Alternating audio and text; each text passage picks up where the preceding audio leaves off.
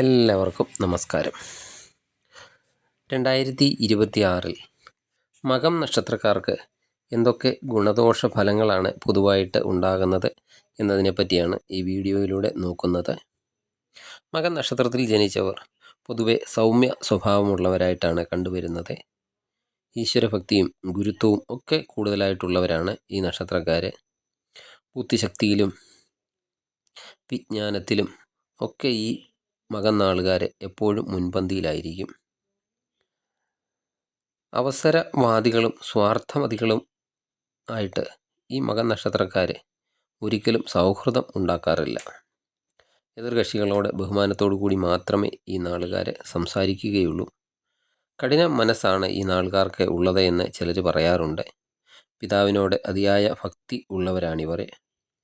ആരെയും അത്ര പെട്ടെന്ന് വകവയ്ക്കുന്ന ഒരു സ്വഭാവം ആയിരിക്കില്ല. മറ്റുള്ളവരുമായിട്ട് പെട്ടെന്ന് പൊരുത്തപ്പെട്ടു പോകുന്ന ഒരു സ്വഭാവ രീതിയും ആയിരിക്കില്ല. മുൻകോപം അല്പം കൂടുതലായിരിക്കും. അതുപോലെ പ്രലോഭനങ്ങളിലൊന്നും പെട്ടെന്ന് വഴിതെറ്റുന്ന ഒരു സ്വഭാവമായിരിക്കില്ല മകം നക്ഷത്രക്കാർക്ക്. മാന്യമായി ജീവിക്കുന്ന നക്ഷത്രക്കാരാണ്. ഇവർക്ക് ആവശ്യത്തിന് ധനം ഇവരുടെ കയ്യിൽ എപ്പോഴും കാണും. അധികം സംസാരിക്കുന്നത് ഇവർക്ക് അത്ര ഒരു താല്പര്യമുള്ള കൂട്ടത്തിലല്ല. സ്ത്രീകളോട് പൊതുവെ ഒരു താല്പര്യം അല്പം കൂടുതൽ കാണിക്കുന്ന നക്ഷത്രക്കാരാണ് മകം നക്ഷത്രക്കാർ. ജന്മസ്ഥലം വിട്ട് താമസിക്കുന്നവരായിരിക്കും മകം നാളിൽ കൂടുതൽ ആൾക്കാരും. മറ്റുള്ളവരോട് പിണങ്ങിക്കഴിയാൻ ഈ നാളുകാർക്ക് താല്പര്യമില്ല. അഥവാ പിണങ്ങിയാലും പെട്ടെന്ന് തന്നെ ഇണങ്ങുന്ന ഒരു സ്വഭാവമാണ് ഇവർക്കുള്ളത്. സഹോദരന്മാരായിട്ടൊക്കെ വളരെയധികം നല്ല ബന്ധമായിരിക്കും. ഉന്നത വ്യക്തികളുമായിട്ടൊക്കെ സൗഹൃദം പുലർത്താൻ വളരെയധികം ആഗ്രഹിക്കുന്ന വ്യക്തികളാണ് ഈ നാളുകാർ.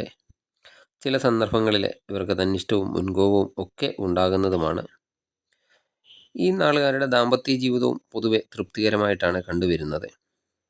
സംസാരം അളന്നും തൂക്കിയും ഉള്ള സംസാരം എന്ന് തന്നെ വേണേൽ പറയാം.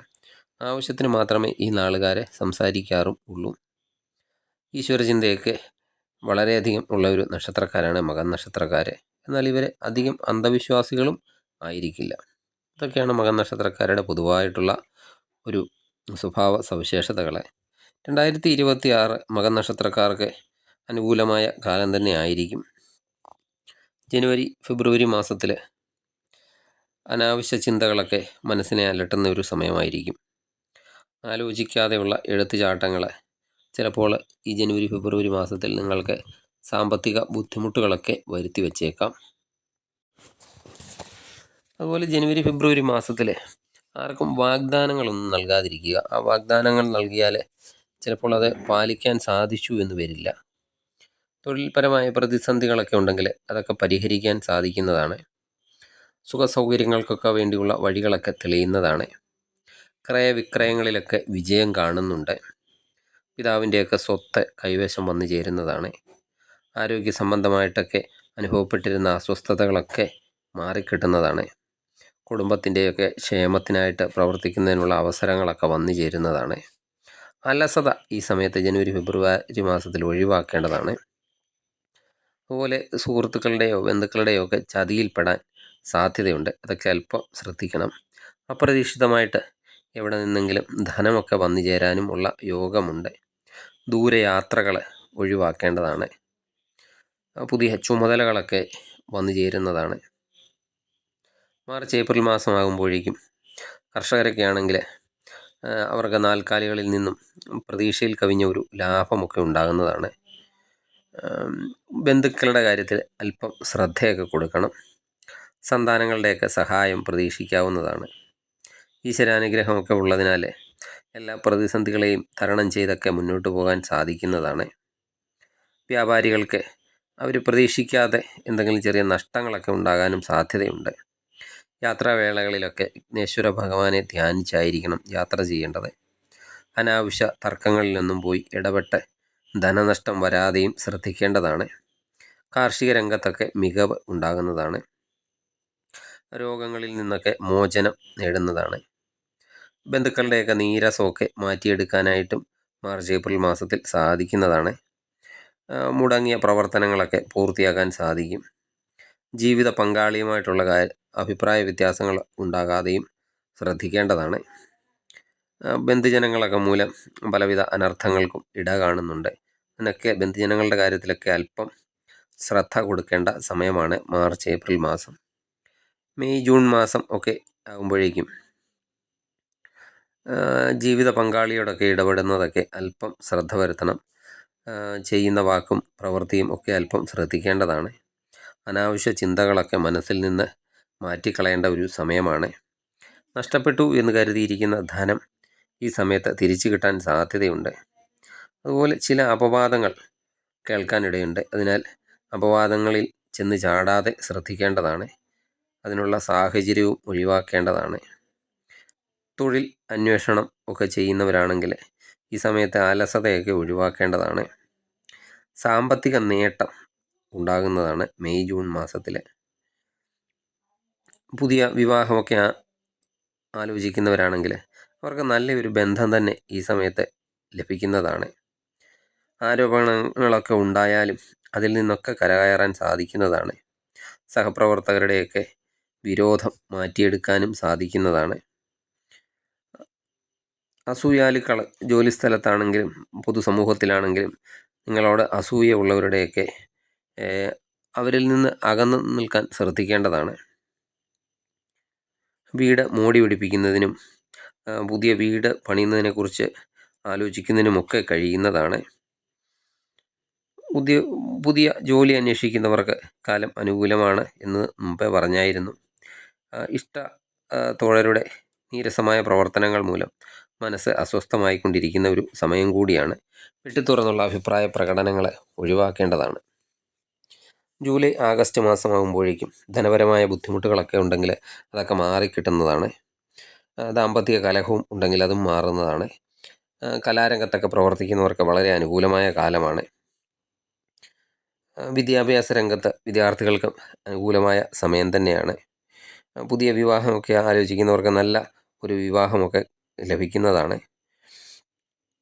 മേലുദ്യോഗസ്ഥരുടെയൊക്കെ പ്രീതി ജോലിസ്ഥലത്തൊക്കെ സമ്പാദിക്കാൻ സാധിക്കുന്നതാണ്. എന്നാൽ ചിലവുകളുടെ കാര്യത്തിൽ അല്പം ശ്രദ്ധ കൊടുക്കേണ്ടതാണ്. വാക്കും പ്രവൃത്തിയും ഫലപ്രദമാകുന്ന ഒരു സമയം എന്ന് തന്നെ പറയാം ജൂലൈ ആഗസ്റ്റ് മാസം.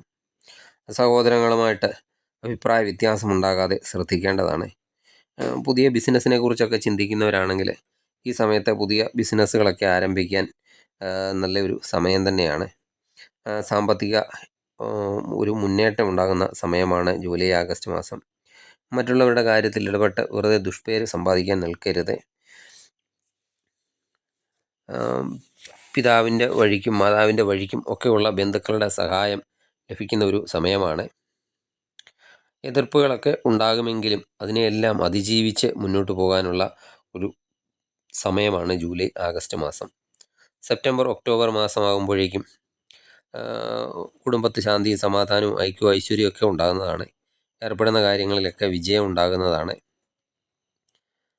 മേലുദ്യോഗസ്ഥരുമായിട്ടൊക്കെ നല്ല രമ്യതയിലൊക്കെ പോകാൻ സാധിക്കുന്നതാണ്. ജോലിസ്ഥലത്തെ വരുമാനത്തിൽ വർധനമൊക്കെ ഉണ്ടാകുന്ന സമയമാണ്. ഊഹക്കച്ചവടം ചെയ്യുന്നവരാണെങ്കിൽ ഈ സമയത്ത് അല്പം ശ്രദ്ധിക്കണം. ശ്രദ്ധിച്ചില്ലെങ്കിൽ ധനനഷ്ടം സംഭവിക്കാൻ ഇടയുണ്ട്. കർഷകർക്കും അനുകൂലമായ കാലം തന്നെയാണ്.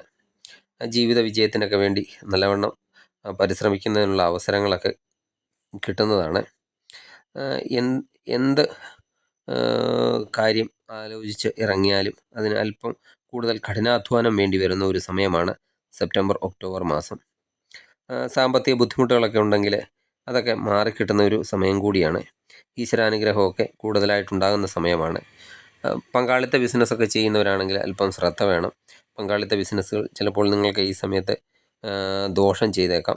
വിട്ടുവീഴ്ചകൾക്കൊക്കെ തയ്യാറാകേണ്ട പല അവസരങ്ങളും ഉണ്ടാകുന്നതാണ്. ഇഷ്ടജനങ്ങളും ബന്ധുക്കളും ഒന്നും ശത്രുക്കളാകാതെ ശ്രദ്ധിക്കേണ്ട സമയം കൂടിയാണ്. തൊഴിൽ രംഗത്തും നേട്ടമുണ്ടാക്കാൻ സെപ്റ്റംബർ ഒക്ടോബർ മാസം സാധിക്കുന്നതാണ്. നവംബർ ഡിസംബർ മാസം ആകുമ്പോഴേക്കും വർഷാവസാനം വളരെയധികം നല്ല സമയമാണ്. വ്യാപാര രംഗത്തൊക്കെ ആണെങ്കിൽ നല്ല ഉയർച്ച തന്നെ ലഭിക്കുന്നതാണ്. കലാരംഗത്ത് പ്രവർത്തിക്കുന്നവർക്ക് നല്ല സമയമാണ്. ഈ സമയത്ത് അനാവശ്യ ചിന്തകൾ ഒഴിവാക്കണം. അതുപോലെ അന്യ സ്ത്രീകളോടുള്ള അടുപ്പവും കുറയ്ക്കേണ്ടതാണ്. നവംബർ ഡിസംബർ മാസം കടബാധ്യതകളൊക്കെ തീർക്കുന്നതിന് സാധിക്കുന്നതാണ്.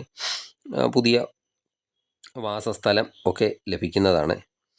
തൊഴിൽ രംഗത്തെ അലസതയൊക്കെ മാറിക്കിട്ടുന്നതാണ്. മേലുദ്യോഗസ്ഥരുടെയൊക്കെ പ്രശംസയൊക്കെ പിടിച്ചു പറ്റാനും സാധിക്കുന്നതാണ്. കുടുംബ ബന്ധമൊക്കെ ദൃഢമാകുന്ന ഒരു സമയമാണ്.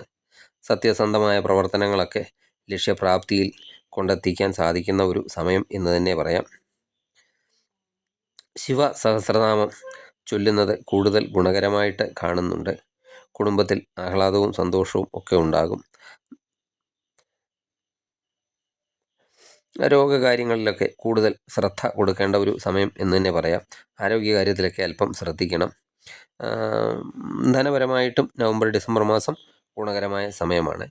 പുണ്യകർമ്മങ്ങളൊക്കെ ചെയ്യുക, പുണ്യസ്ഥലങ്ങളൊക്കെ സന്ദർശിക്കുക, അതുപോലെ ശിവപ്രീതി നേടുകയൊക്കെ ചെയ്താൽ 2026 നിങ്ങൾക്ക് വളരെയധികം ഗുണഫലങ്ങൾ നൽകുന്നതാണ്. 2026 മകനക്ഷത്രക്കാരെ ഒക്കെ വളരെയധികം ഐശ്വര്യവും ഗുണപ്രദവുമായിരിക്കട്ടെ എന്ന് പ്രാർത്ഥിച്ചുകൊണ്ട് നിർത്തുന്നു. നിങ്ങൾക്ക് ഈ വീഡിയോ ഇഷ്ടമായാൽ ലൈക്ക് ചെയ്യുക. സബ്സ്ക്രൈബ് ചെയ്യാതെ കാണുന്നവരാണെങ്കിൽ ദയവായി സബ്സ്ക്രൈബ് ചെയ്ത് കാണുക. മറ്റൊരു വീഡിയോയുമായി വീണ്ടും കാണാം. നന്ദി, നമസ്കാരം.